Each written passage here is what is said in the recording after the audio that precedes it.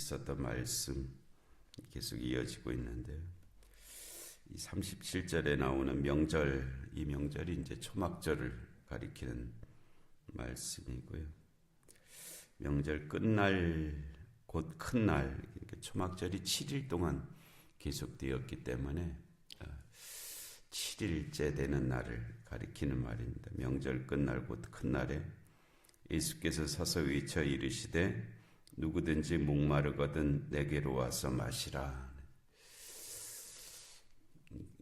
예수님께서 이 누구든지 목마르거든 내게로 와서 마시라. 나를 믿는 자는 성경의 이름과 같이 그 배에서 생수의 강이 흘러나오리라. 명확하게 성경에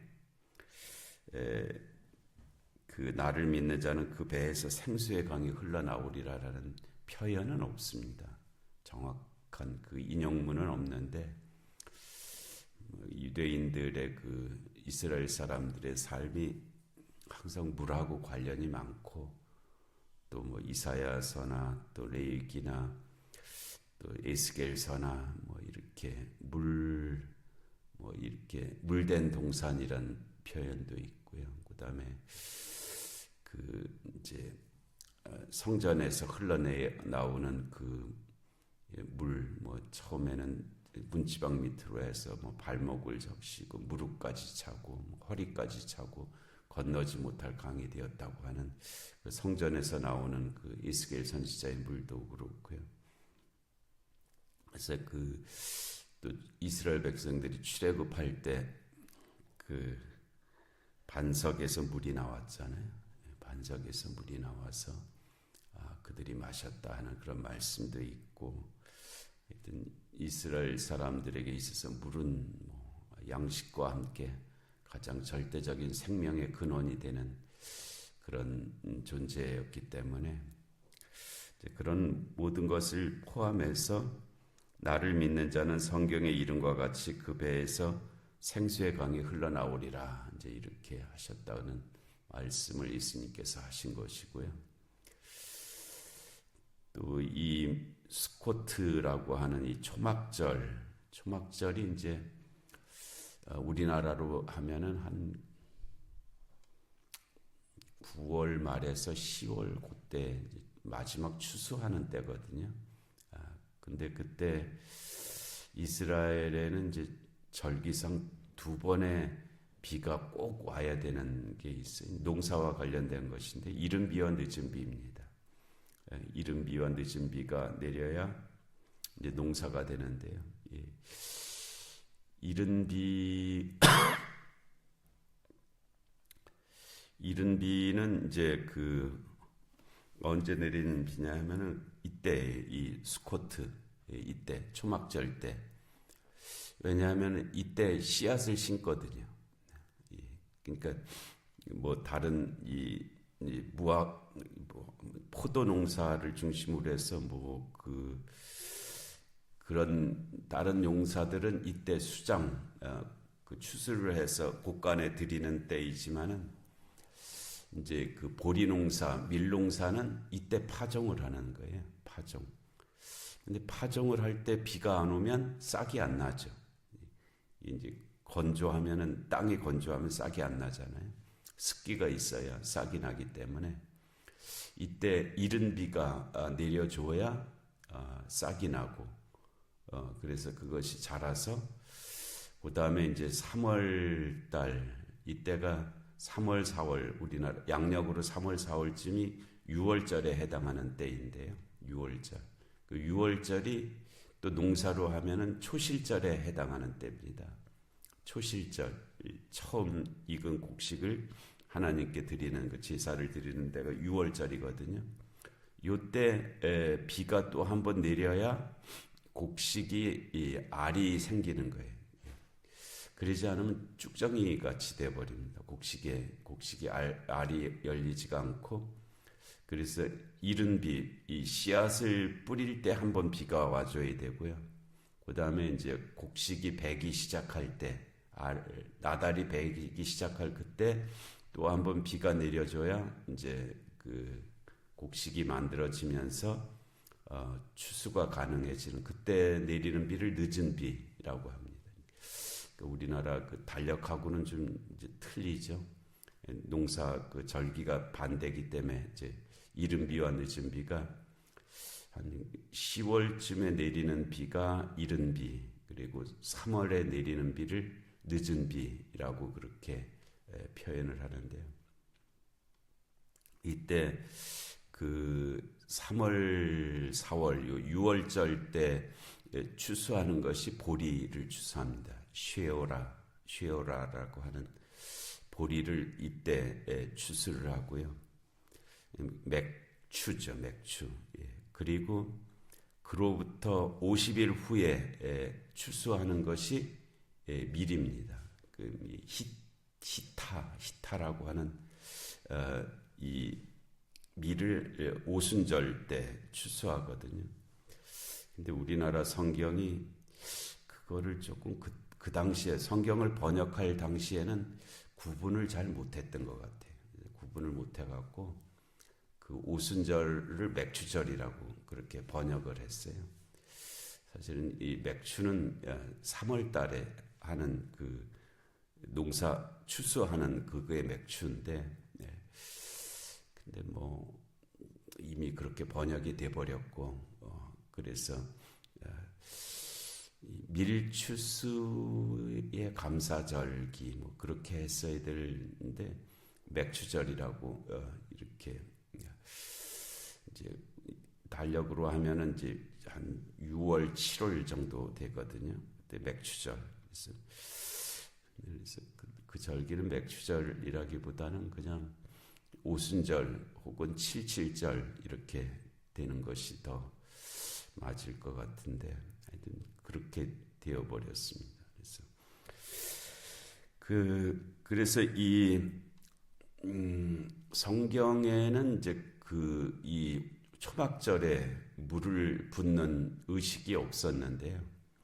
제2성전, 그러니까 바벨론 포로에서 돌아오고 나서부터 생긴 그 전통인데, 이 초막절 일주일 동안 제사장이 실로암 못에 가서 물을 떠다가 성전의 제단에다가 붓는 그런 의식이 생겼어요.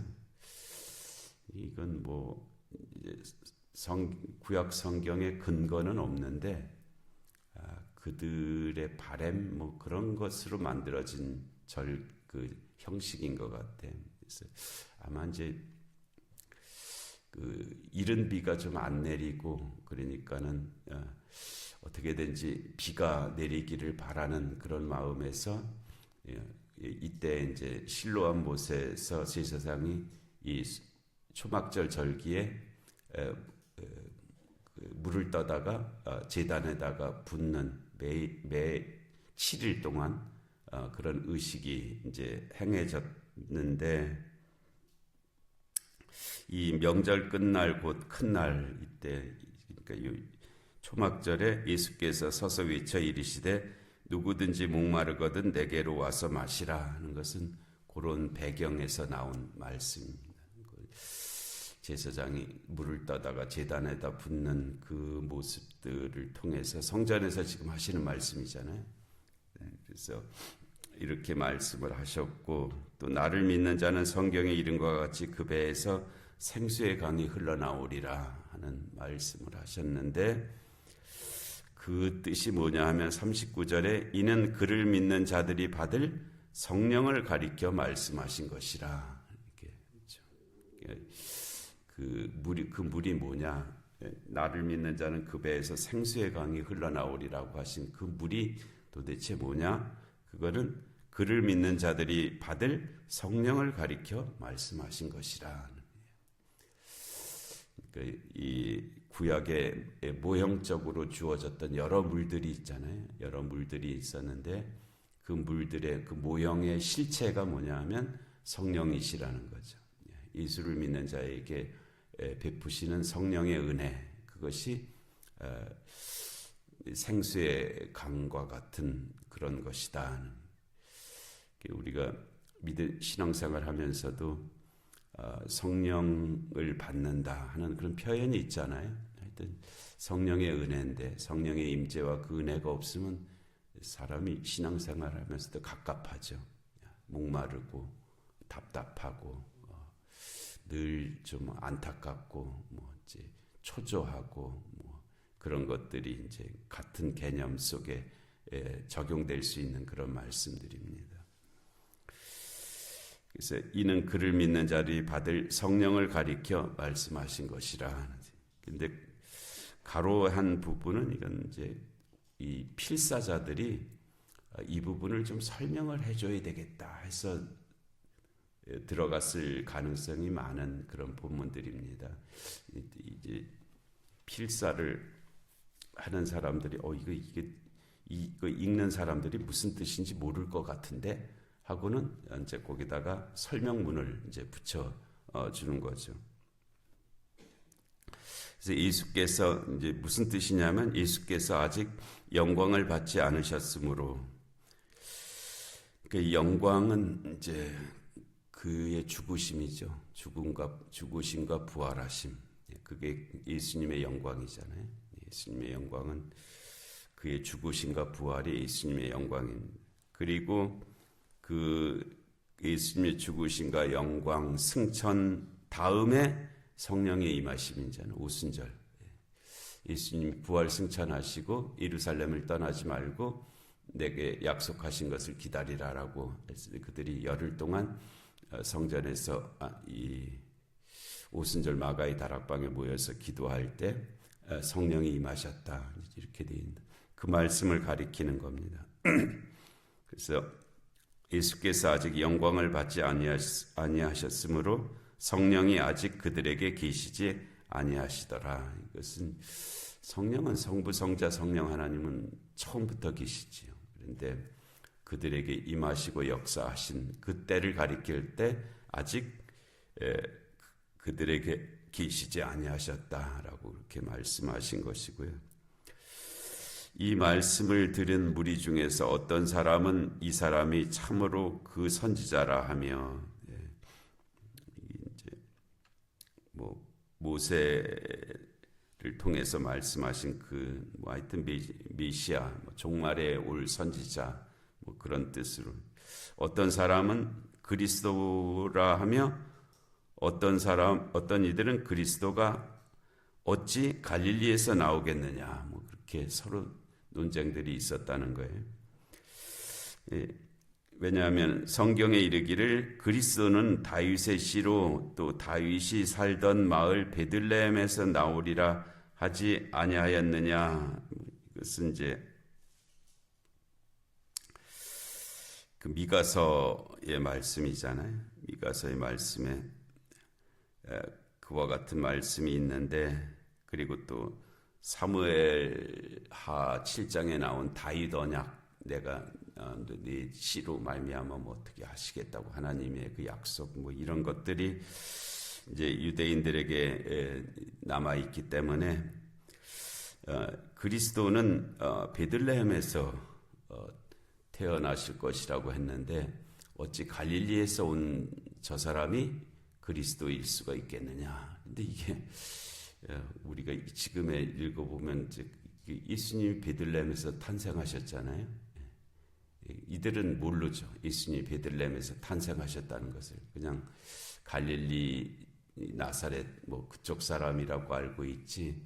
예수님이 베들레헴에서 탄생하셔서 애굽으로 피신 가셨다가 갈릴리로 가셨다는 것을 이들은 알지 못하기 때문에 그가 베들레헴에서 탄생하지 않으셨으니까 그리스도일 리가 없다라는 그런 자기들이 아는 것이 자기들의 무지를 증거하는 일이 된 그런 경우죠. 그러니까 우리들도 제일 모르는 게 뭐냐면 내가 안다고 하는 사실이 아닐 때 가장 모르게 됩니다. 내가 뭘 안다고 하는 거 있잖아요. 내가 뭘 안다고. 근데 그 안다고 하는 것이 아니면 그것으로 인해서 가장 모르게 되는 거죠. 내가 안다고 하는 사실이 나를 가장 모르는 자가 되게 하는 그런 요인이 된단 말이에요. 여기 이 사람들도 이제 그렇죠. 예수님이 이 그리스도가 아니라는 확실한 증거가 뭐냐? 그가 베들레헴 사람이 아니라는 거예요. 베들레헴에서 나지 않았다는 건데 예수님은 베들레헴에서 탄생하셨잖아요. 그러면 이게 이제 그렇게 된 거죠. 근데 그것이 예수로 말미암아 무리 중에서 장론이 되니 그 중에는 그를 잡고자 하는 자들이 있으나 손을 대는 자가 없었더라. 아직은 때가 아니기 때문에 이렇게 되었다는 말씀 앞에서 있었는데요.